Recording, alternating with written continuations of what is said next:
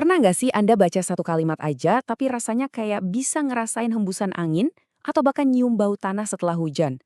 Wah, itu bukan sihir loh. Itu kekuatan majas, atau yang kita kenal sebagai gaya bahasa. Nah, kali ini kita bakal bedah bareng-bareng rahasia gimana caranya kata-kata itu bisa melukis, bisa bikin kita ngerasain sesuatu, dan bahkan bisa meyakinkan kita, seringnya sih tanpa kita sadar. Pertanyaannya kedengeran simpel ya, gimana caranya kata-kata bisa melukis? Tapi coba deh pikirin lagi, gimana bisa nih kumpulan huruf yang Anda lihat ini tiba-tiba bisa bikin gambaran matahari terbenam yang jelas banget di kepala Anda?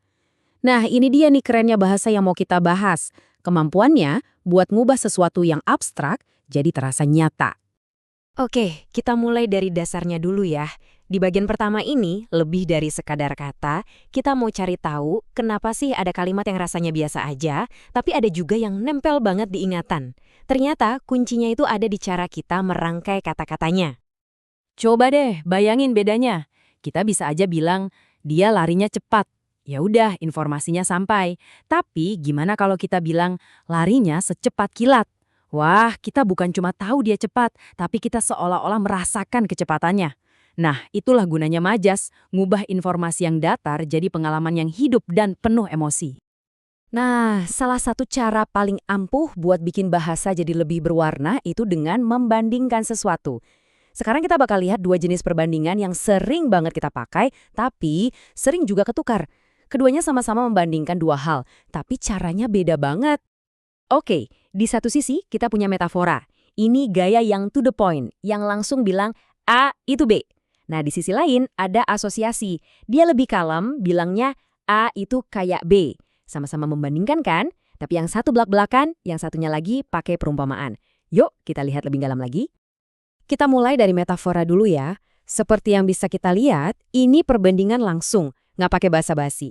Triknya di sini tuh otak kita seolah-olah dipaksa buat nemuin kesamaan antara dua hal yang kelihatannya beda banget.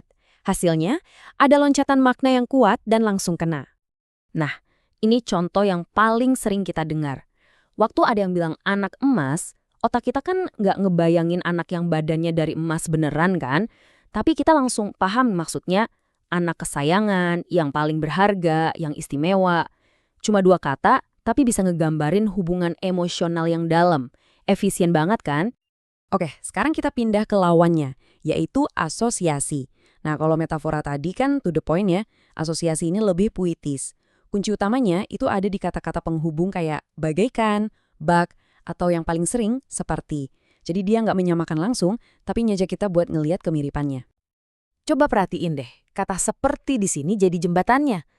Kalimat ini nggak bilang matanya adalah bintang, tapi keindahannya, kilaunya disamakan dengan bintang kejora. Hasilnya, gambaran yang indah banget dan puitis, tanpa harus bilang secara harfiah. Elegan kan caranya? Oke, beres dengan perbandingan, sekarang kita masuk ke dua majas yang suka main-main sama kenyataan. Yang satu jago banget ngasih nyawa ke benda mati, satunya lagi, wah paling jago bikin cerita jadi lebih heboh biar makin dramatis. Ini dia, personifikasi. Kenapa ini jadi andalan para pencerita? Soalnya, dengan ngasih sifat-sifat manusia ke benda mati, kita jadi bisa ngerasain koneksi emosional. Angin jadi nggak cuma bertiup, tapi bisa berbisik.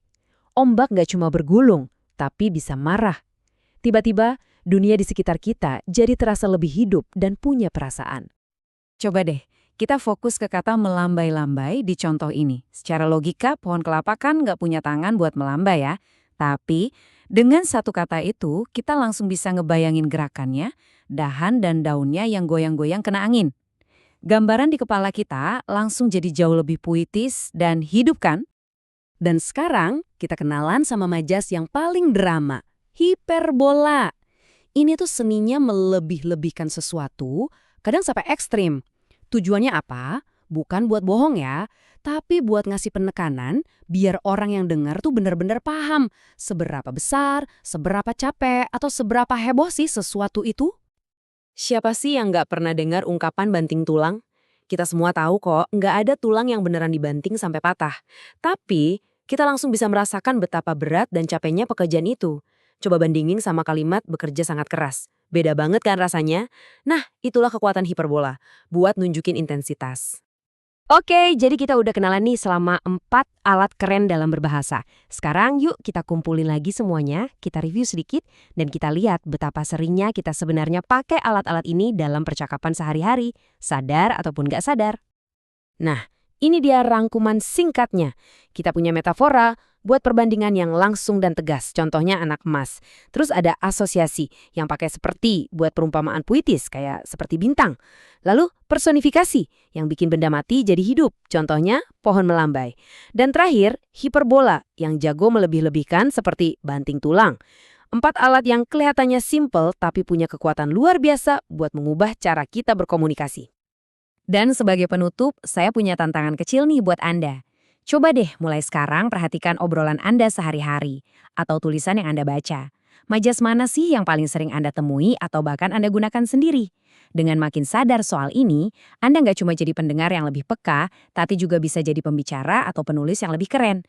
Karena pada akhirnya bahasa itu bukan cuma soal ngomong, tapi soal melukis gambaran di benak orang lain.